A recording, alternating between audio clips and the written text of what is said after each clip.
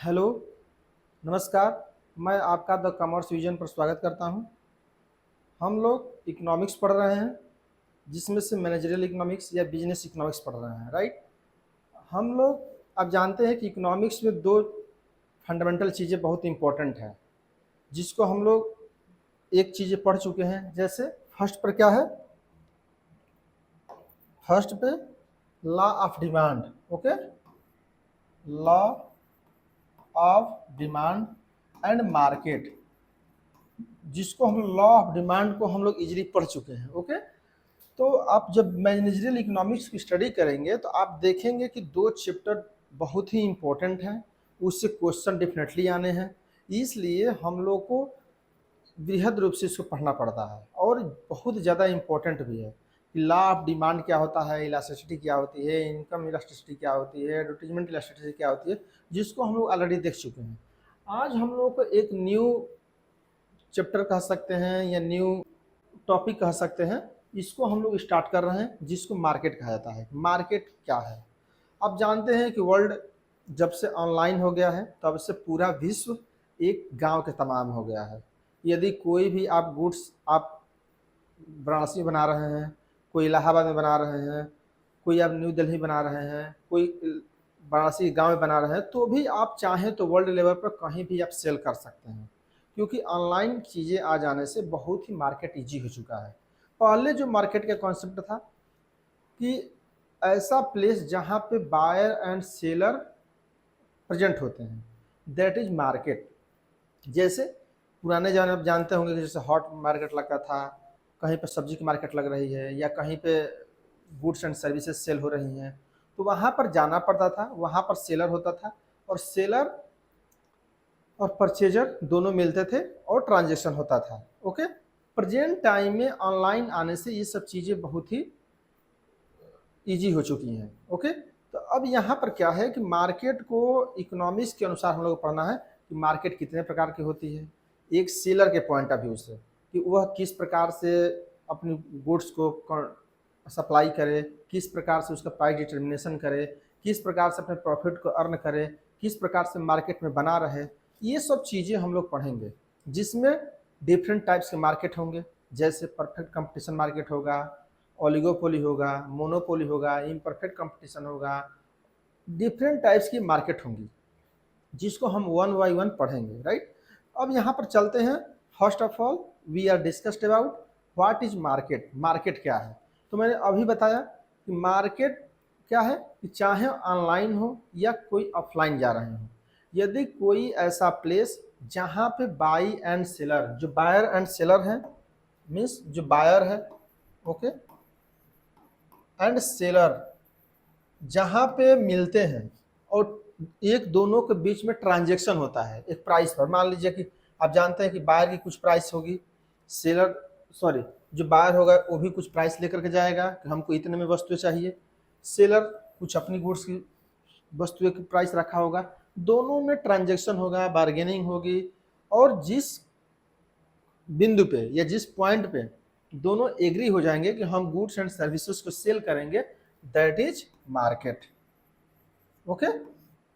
दोनों लोग एक जगह उपस्थित होंगे, दोनों लोग, और यहाँ पर ध्यान रखिए कि पोटेंशियल बायर भी हो सकता है।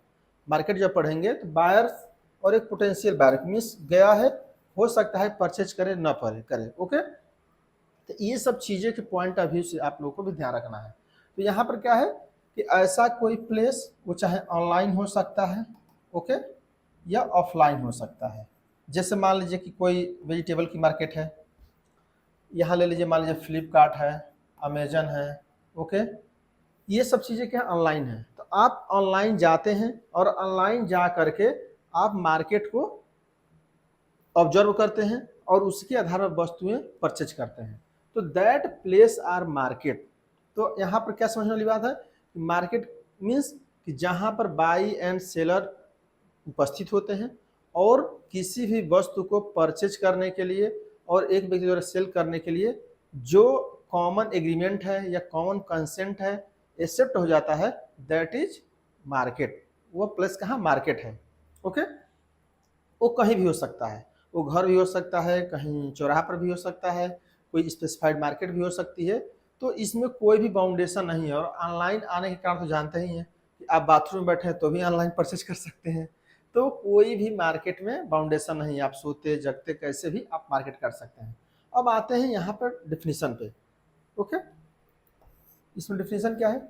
An arrangement whereby buyer and sellers, मैंने अभी बताया बायर है, क्रेता है, seller come in close contact with each other directly और इनडायरेक्टली। डायरेक्टली में बताया कि जैसे ऑफलाइन होगा तो डायरेक्टली होगा। ओके, जैसे वेजिटेबल मार्केट्स है, कोई शॉपिंग करने आप जाते हैं, कोई मॉल है, ओके, कोई मान लीजिए कि सुपर मार्केट है, ओके, कोई मेगा मार्केट है, इस टाइप की जो मार्केट हैं, इस मार्केट में आप जाते हैं और डायरेक्टली कोई गुड्स एंड सर्विसेज हायर करते हैं। इनडायरेक्ट में बताया ऑनलाइन चीज़ें हैं, ओके, ऑनलाइन है, फ्लिपकार्ट है, अमेजन है और एट्सेट्रा।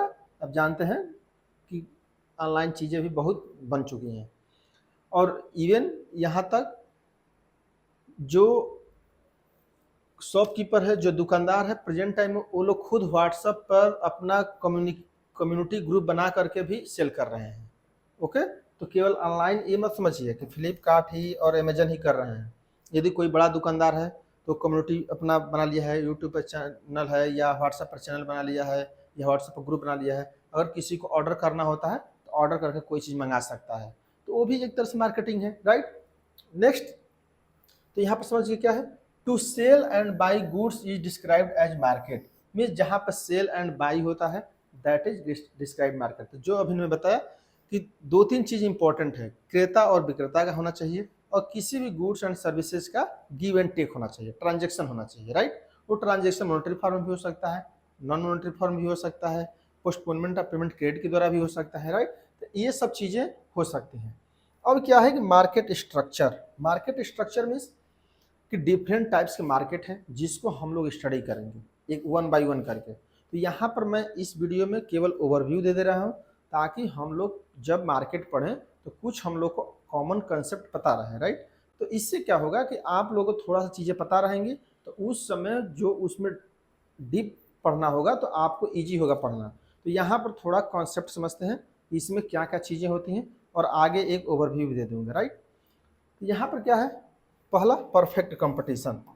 परफेक्ट कंपटीशन मीन्स कि buy and sellers, many buy and sellers means कि हजारों की मात्रा में, ओके, बायर हैं, okay, and many sellers, okay, means sellers भी बहुत ज़्यादा हैं, बायर्स भी ज़्यादा हैं। और कोई भी प्राइस को प्रभावित नहीं कर सकता है, इस बात को ध्यान रख रही है। कोई भी व्यक्ति प्राइस को प्रभावित नहीं कर सकता है। जैसे क्यों नहीं कर सकता है? क्योंकि एक बायर भी नहीं है, एक सेलर भी नहीं है। तो आप किसी भी दुकान पर जाएंगे तो कोई भी गुड्स लेंगे वही रेट से मिलेगा। और कोई अगर मान लीजिए कि सेलर है, यदि चाहता है कि प्राइस को हम बढ़ा दें तो कोई फायदा नहीं, क्योंकि दूसरे प्लेस पर वही वस्तु मिल रही होगी। तो इसलिए ये सब चीज़ें हाथ में नहीं होती हैं जो सेलर होता है, ओके। तो इसीलिए जो प्राइस होता है एक होता है, ओके। यहाँ पर प्राइस जो होगी एक होगी, लेकिन बस यहाँ ध्यान रखना है करेक्टर क्या है कि many buyer and many seller, कई बायर होंगे कई सेलर होंगे, तो कोई दिक्कत नहीं है। परफेक्ट कंपटीशन में प्राइस एक बराबर पाया जाएगा, एक ही गुड्स के हजारों लोग बनाने वाले होंगे और उसको परचेज करने वाले भी लोग होंगे, राइट। अब आते हैं मोनोपोली, जस्ट इसका opposite. Monopoly means control of supply. Control of supply means इसमें क्या होगा कि वन होगा, ओके। केवल विक्रेता कौन होगा? वन। मीन्स एक ही गुड्स रखा है, जैसे इसमें कुछ नहीं है, थोड़ी बहुत मान सकते हैं, जैसे पोस्ट ऑफिस है, okay, Indian post office, railway है, ओके। ये एक तरह से कह सकते हैं कि मोनोपोली है कि केवल एक ही सेलर है। तो मोनोपोली में क्या होगा कि सेलर जो होगा एक होगा, बायर हजार होंगे। अब जानते हैं कि जो एक ही होगा तो वो तो प्राइस कुछ भी रख सकता है, ओके। अब इसमें क्या होता है कि मोनोपोली में जो गुड्स होती हैं उसमें प्राइस सेलर के द्वारा निर्धारित होती है, वो चाहे जितना निर्धारित कर दें, ओके। तो वो चाहे मार्केट में जितना निर्धारित कर दें। जैसे मान लीजिए कि सपोज दैट सब लोग मोबाइल चला रहे हैं, सपोज दैट मान लीजिए कि कितने सिम कितनी है, मान लीजिए जियो है, ओके, एयरटेल है, वोडाफोन है, ओके, BSNL है।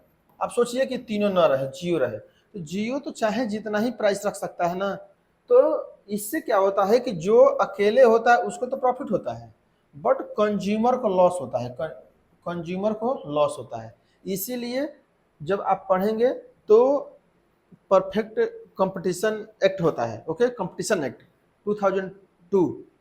क्यों? क्योंकि कंपटीशन को कम नहीं कर सकते हैं, क्योंकि कंपटीशन कम करेंगे तो कंज्यूमर को लॉस होने लगेगा। लॉस क्यों होगा? क्योंकि प्राइस वो चाहे तो बढ़ा सकते हैं। अब आप सोचिए कि किसी वस्तु का जब एक ही मैन्युफैक्चरर है, एक ही सर्विस प्रोवाइडर है, तो कुछ भी रख सकता है।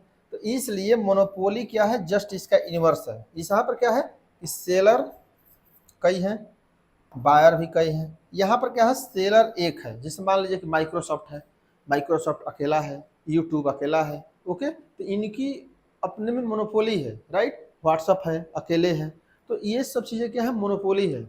इनको चाहे तो जो अपना रूल लगा दें, सबको मानना पड़ेगा, ओके। ओलिगोपोली में क्या है? अच्छा, पहले आता है मोनोपोलिस्टिक। मोनोपोलिस्टिक में क्या है कि थोड़ा सा कम होंगे, ओके। इसकी तुलना में यहाँ पर क्या होंगे? जो सेलर होंगे थोड़ा सा कम होंगे।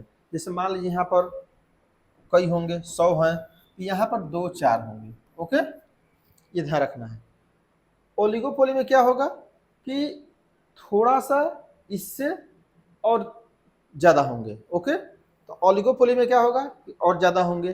तो ये सब चीज़ें इसमें होंगी। और किस पर डिपेंड होता है? केवल सेलर पे। अगर आपसे पूछा जाए कि जो ये मार्केट का स्ट्रक्चर डिवाइड किया गया है वो किस पर किया गया है, तो बस एक लाइन याद रखिएगा, सेलर के पॉइंट ऑफ व्यू से, seller point of view, okay. में सेलर कितने हैं उसके आधार पर मार्केट डिस्ट्रीब्यूट किया गया है। तो अभी हम लोग देखेंगे तो चीज़ें और क्लियर होंगी, राइट। तो यहाँ तक कुछ समझ में आया? नहीं समझ में आया तो अभी चलते हैं नेक्स्ट स्लाइड पे, तो आपको और अच्छा समझ में आएगा, ओके। अब देखिए यहाँ पर क्या है, एक एक करके देखिए। तो यहाँ पर आपको और कुछ पढ़ने की आवश्यकता ही नहीं है, केवल इसको पढ़ लेंगे तो, ओके। देखिए यहाँ पे comparison of different market structure. जो हम लोग मार्केट स्ट्रक्चर अभी पढ़े हैं, उस मार्केट स्ट्रक्चर को हम लोग एक 1 बाय 1 करके देखते हैं। देखिए इसमें क्या है? Number of sellers. फर्स्ट क्या है? नंबर ऑफ सेलर्स मीन्स विक्रेता कितने होंगे। देखिए ये परफेक्ट कंपटीशन है, ये मोनोपोली है, ये मोनोपोलिस्टिक कंपटीशन है, ओलिगोपोली है, ओके। यहाँ पर क्या होगा? वेरी मेनी मीन्स बहुत ज़्यादा होंगे, कई, ऐसे समझिए, ओके। कई होंगे। 1 एक में बताया ही था, ओके, एक यहाँ पे होगा। सेवरल थोड़ा सा क्या होगा? ज़्यादा होंगे, ओके, इससे थोड़ा सा कम होंगे। और फ्यू मीन्स कुछ होंगे। से ध्यान रखें कि इसमें थोड़ा सा और कम होंगे, ओके, इसमें ज़्यादा होंगे, right. Next number of buyers कितना होंगे? वेरी मेनी, इसमें सबसे बायर में सबसे ज़्यादा होंगे। इसमें कोई दिमाग नहीं लगाना, ये कोई डिफरेंस नहीं है, ओके। तो बायर्स होंगे, चाहे ओलिगोपोली मार्केट हो, ये परफेक्ट मार्केट हो, मोनोपोली मार्केट हो, ओलिगोपोली मार्केट हो, सभी में क्रेता की कोई कमी नहीं है, क्रेता ज़्यादा होंगे, राइट। नेक्स्ट है नेचर ऑफ प्रोडक्ट। प्रोडक्ट कैसा होगा? अब देखिए प्रोडक्ट कैसा होगा? होमोजीनियस मीन्स समरूपता होगा, ओके। जैसे मान लीजिए पोटैटो है, तो पोटैटो क्या होगा कि हर जगह परफेक्ट कंपटीशन होगा, उस मार्केट में प्राइस सब जगह बराबर होगी और सब पोटैटो इक्वल होगा। ऐसे एग्जांपल के लिए देखिए, ध्यान रखिए डिस्क्लेमर, केवल एग्जांपल के लिए, क्योंकि मार्केट में प्रेजेंट टाइम में ना ही कोई परफेक्ट कंपटीशन मार्केट में गुड्स है, ना ही मोनोपोली में, इसलिए ऐसा कोई एग्जाम्पल है नहीं, ओके। जैसे सॉल्ट वोल्ट ले सकते हैं कि हर जगह मार्केट में बराबर मिलता है, ओके। यहाँ पर क्या है? 1 product no differentiation means product एक होगा लेकिन कोई भी डिफ्रेंशिएशन नहीं होगा। जैसे माइक्रोसॉफ्ट है एग्जांपल के लिए, जैसे रेलवे है, इसमें कोई भी डिफ्रेंशिएशन नहीं है, गुड्स एक होगा। इसमें क्या होगा? डिफ्रेंशिएशन एंड हेट्रोजीनियस मीन्स क्या होगा? जैसे मान लीजिए कि शैम्पू है एग्जाम्पल के लिए, तो शैम्पू आप जानते हैं कि शैम्पू की लगभग क्वालिटी एक ही जैसी होती है, बहुत ज़्यादा डिफरेंट नहीं होता है। फिर भी सनसिल्क है, हेड एंड शोल्डर है, और डिफरेंट टाइप से क्लिनिक प्लस है, डिफरेंट टाइप से शैम्पू है। तो यहाँ पर क्या होगा कि थोड़ी बहुत गुड्स में क्या होगा? डिफरेंट होगा, राइट। और हेट्रोजीनियस अलग अलग होगा, कुछ उसमें क्वालिटी में, कुछ प्रोडक्ट में, कुछ सुगंध में, उसमें डिफरेंट होगा, राइट। यहाँ पर क्या दोनों हो सकता है, होमोजीनियस भी हो सकता है, समरूप भी हो सकता है, और डिटर ये क्या है? डिटर्मिनेटेड हो सकता है, ओके। होमोजीनियस डिटर्मिनेटेड हो सकता है, दोनों हो सकता है, राइट। अब क्या है, demand curve average revenue curve में demand curve average revenue curve क्या है, परफेक्टली इलास्टिक होगा, मीन्स पूर्ण लोचदार होगा। यहाँ पर इनलास्टिक होगा, इनलास्टिक मीन्स एकदम नहीं होगा, बेलोचदार होगा। क्यों होगा, क्योंकि उस पर पूरा कंट्रोल है, राइट। इसलिए फेयरली मीन्स इसकी तुलना में कम इलास्टिक होगा, और किंक्ड होगा, elastic top and inelastic bottom. Kinked means, kinked demand curve means ऐसे, जैसे ऐसे है तो थोड़ा सा चेंज होकर ऐसे हो सकता है, राइट। इसको किंक्ड कहा जाता है, तो किंक्ड भी हो सकता है, राइट। तो अगर आपसे पूछा जाए कि ओलगी पोली में जो डिमांड कर्व या एवरेज रेवेन्यू कर्व कैसा होता है, तो आपको हमेशा याद रखना है किंक्ड, राइट, ये हमेशा याद रखना है। मार्जिनल रेवेन्यू कर्व कैसा होगा, सेम एज ए आर। अब देखिए ये सब चीजें एवरेज रेवेन्यू बताया था लास्ट वीडियो में, एवरेज रेवेन्यू की बात किया जाएगी, जैसे ए आर होगा वैसे ही रेवेन्यू मार्जिनल कर्व होगा। यहाँ पर क्या होगा, below A R and downward sloping. Below A R होगा, जैसे मान लीजिए कि ऐसे है तो ऐसे, ओके, तो मार्जिनल क्या होगा, जैसे ये ए आर हो गया तो ये एम आर हो गया, ऐसे होगा, राइट। तो ये परेशान नहीं होना है, ओके। जब मोनोपोली पढ़ाऊंगा एक एक वीडियो एक एक बनेगा, परफेक्ट पर अलग से वीडियो, मोनोपोली पे अलग से वीडियो, मोनोपोलिस्टिक पर अलग से, सबके लिए अलग से वीडियो बनाया जाएगा। तो इसलिए परेशान नहीं होना है कि ए आर कैसे ड्रा कर दिए, जब मैं डिटेल बताऊंगा तो उसमें तो बताऊंगा कि ए आर कहाँ है, एम आर क्या है, तो ये सब चीज़ें ध्यान रखना है, ओके। परेशान नहीं होना है, केवल कुछ चीज़ें आप लोग यहाँ समझ लीजिए, राइट।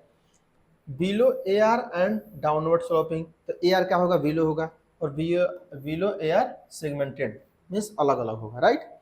नेक्स्ट क्या है, entry of new firms means कोई फर्म है न्यू एंट्री करना चाहती है, जैसे मान लीजिए कि बिजनेस में नया जाना चाह रही है, तो क्या होगा, परफेक्ट में आप जाइए आइए कोई मतलब नहीं है, आप बाहर निकलना है बाहर निकल जाइए, नया जाना चाहते हैं कोई दिक्कत नहीं है। लेकिन हाईली ब्लॉक्ड बैरियर्स, लेकिन यदि आप मार्केट में जाना चाहते हैं मोनोपोली में, तो इतना कंपलसरी, इतना इजी नहीं है। जैसे मान लीजिए फॉर एग्जांपल जैसे माइक्रोसॉफ्ट है, पूरे कंप्यूटर माइक्रोसॉफ्ट के द्वारा चल रहे हैं, राइट।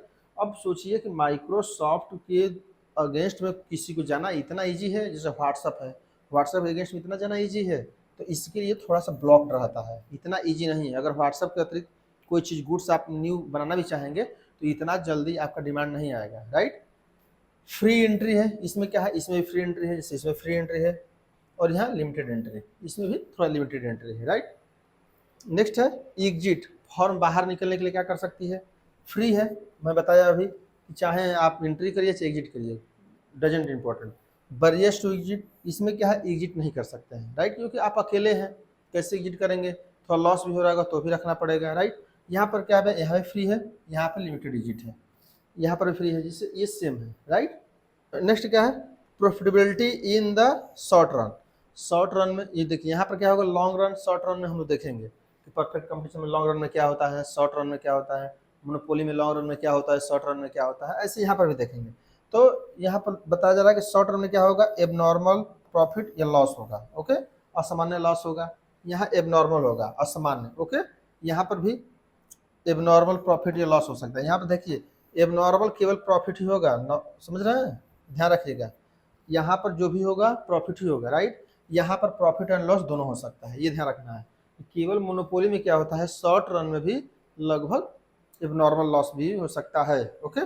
नेक्स्ट क्या है, profitability in the long run. Long run में क्या होगा, नॉर्मल प्रॉफिट होगा, इसमें असामान्य प्रॉफिट होगा, मीन्स मैक्सिमम प्रॉफिट। क्यों, क्योंकि लॉन्ग रन में अकेले है, अकेले है तो जानते हैं अकेले आदमी की तो पूरी वैल्यू है, ओके।